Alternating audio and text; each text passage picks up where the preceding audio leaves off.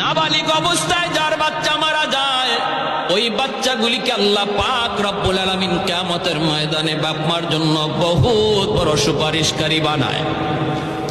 বাচ্চাগুলি আল্লাহর কাছে ডাক দেয়া কয়, মালিক, ও মালিক, তুমি আমারে দুনিয়াতে পাঠাইছো, পাঠানোর সময় আমার মা কত কষ্ট করছেন, জান বের হয়ে যায় অবস্থা। এরপরে আমি দুনিয়াতে আসলাম, এত কষ্ট আমি মাকে দিলাম, কিন্তু মার কোনো খেদমত আমি করতে পারলাম না, আমার মা ঋণ আমি শোধ করতে পারলাম না।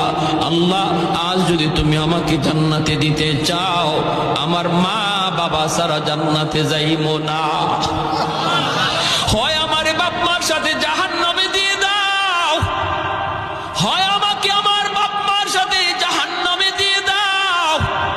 রব্বুল আলামিন তখন বলে, বান্দারে, আমি আল্লাহর আদত হচ্ছে জাহান্নামীকে জান্নাতে দেওয়া, কিন্তু